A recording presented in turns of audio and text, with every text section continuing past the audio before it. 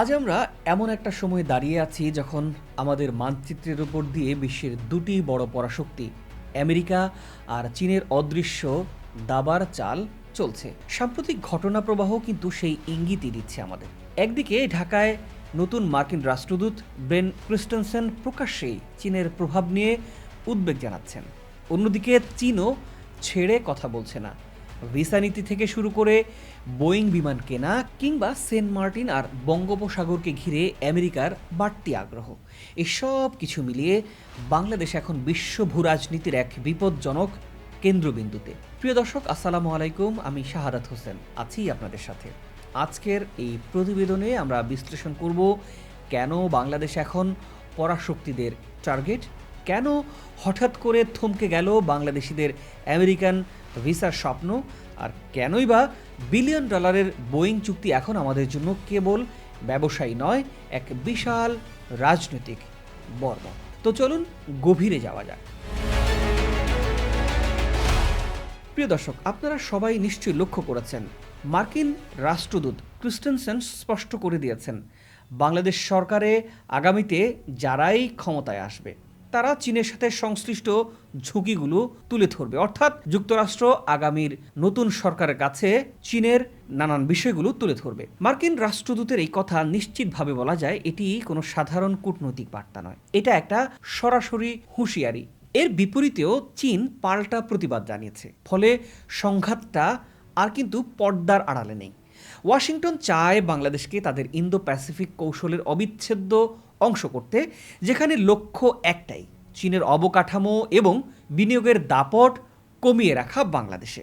প্রশ্ন হচ্ছে, এটা কি কেবল অংশীদারিত্ব, নাকি ধীরে ধীরে আমাদের নীতি নির্ধারণের উপর চাপ সৃষ্টির একটা ফাঁক? ইতিহাস বলে ছোট বা মাঝারি শক্তির দেশগুলোই সবচাইতে বেশি গণতন্ত্র বা স্থিতিশীলতার নামে বহিরাগত হস্তক্ষেপের শিকার।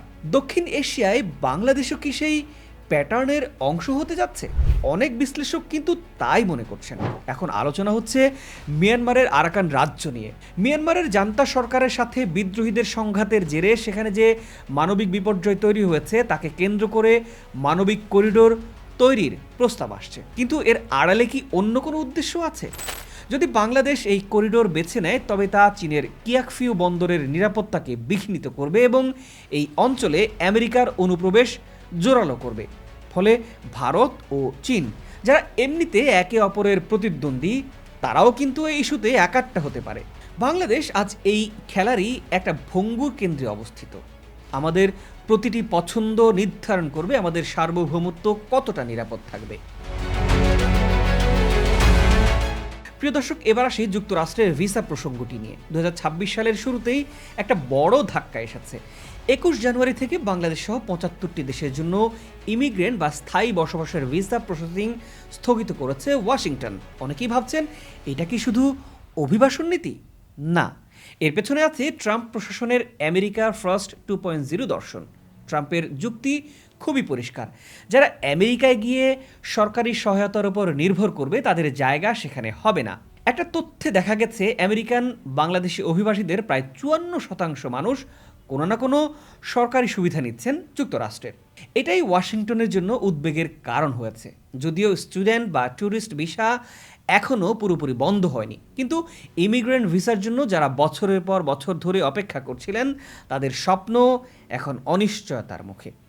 এটি আসলে কেবল একটা প্রশাসনিক সিদ্ধান্তই নয়, বরং একটি বড় রাজনৈতিক সিগন্যাল। এত চাপের মধ্যে একটি খবর কিন্তু সবাইকে অবাক করেছে। বাংলাদেশ বিমান কিনছে মার্কিন কোম্পানি বোয়িংয়ের কাছ থেকে। 14টি উড়োজাহাজ। বিগত সরকার যা করতে পারেনি, বর্তমান সরকার তা মাত্র 1.5 বছরের মধ্যে অনুমোদন দিয়েছে। কেন এই মরিয়া ভাব? আসলে ডোনাল্ড ট্রাম্প ক্ষমতায় আসার পর বিশ্বজুড়ে একটা শুল্ক যুদ্ধ শুরু করেছেন। বাংলাদেশের উপর যেন অতিরিক্ত শুল্ক চাপিয়ে দেয়া না হয়, তার বিনিময়ে আমেরিকা চাইছে তাদের পণ্য আমরা কিনি। অর্থাৎ বাণিজ্যের ভারসাম্য বজায় রাখার একটা কৌশলগত সমঝোতা। বোয়িং শুধু বিমান নয়, এটি আমেরিকার সাথে সম্পর্কের একটা বড় গ্যারান্টি। ভারত 100টি বোয়িং কিনছে, ভিয়েতনামও তাই। বাংলাদেশেও সেই একই পথে হাঁটছে, যেন ভূ রাজনৈতিক চাপ কিছুটা কমানো যায়। যদিও 2031 সালের আগে আমরা প্রথম বিমানটি পাচ্ছি না, তবুও এই চুক্তিটি বর্তমান সময়ের জন্য একটি বড় রাজনৈতিক বর্ম হিসেবেই কাজ করছে। আরও একটা স্পর্শকাতর বিষয় ইদানিং আলোচিত হচ্ছে, ভারতের উত্তর পূর্বাঞ্চল বা সেভেন সিস্টার্স নিয়ে অস্থিরতা। সামাজিক যোগাযোগ মাধ্যমে ট্রাম্প প্ল্যান বা একটি আলাদা খ্রিস্টান রাষ্ট্রের কাল্পনিক ধারণা ছড়ানো হচ্ছে বেশ কিছুদিন ধরে। যদিও এর কোনো আনুষ্ঠানিক মার্কিন স্বীকৃতি নেই, তবুও এটি এই অঞ্চলের কৌশলগত ভারসাম্যের জন্য খুবই বড় একটা হুমকি। ভারতের এই অঞ্চলগুলোতে অস্থিরতা বাড়লে তার সরাসরি প্রভাব পড়বে বাংলাদেশের উপর। নিরাপত্তা থেকে শুরু করে ট্রানজিট সব কিছুই এক নতুন সমীকরণের মুখে পড়বে। বাংলাদেশ আজ কেবল একটা মানচিত্রই নয়, বরং পরাশক্তিদের বিনিয়োগ আর প্রভাবের এক গোলক ধাঁধায় পরিণত হয়েছে। জ্বালানি খাতে মার্কিন বিনিয়োগ, বন্দর নিয়ন্ত্রণে চীনের চেষ্টা আর ভিসা নীতির কড়াকড়ি, সব কিছু মিলিয়ে আমাদের সামনে অনেক চ্যালেঞ্জ আছে। আগামী সরকারকে খুব সাবধানেই পা ফেলতে হবে। কোনো একদিকে ঝুঁকে পড়া মানেই অন্যদিকে কোপে পড়া। আমাদের সার্বভৌমত্ব রক্ষা করে কিভাবে এই ভূ রাজনৈতিক দাবার বোর্ডে টিকে থাকা যায়, সেটাই এখন দেখার বিষয়। প্রিয় দর্শক, আমরা আপনার ভাবনা জানতে চাই। নিশ্চয়ই আপনার অভিমত জানাবেন মন্তব্য করে। আপনার কি মনে হয়, আমেরিকার এই নতুন ভিসা নীতি কি কেবল একটি প্রশাসনিক সিদ্ধান্ত, নাকি এর পেছনে বড় কোনো রাজনৈতিক চাপ আছে? আপনার মতামত অবশ্যই জানাবেন, আর আমাদের চ্যানেলটি সাবস্ক্রাইব করে পাশেই থাকবেন।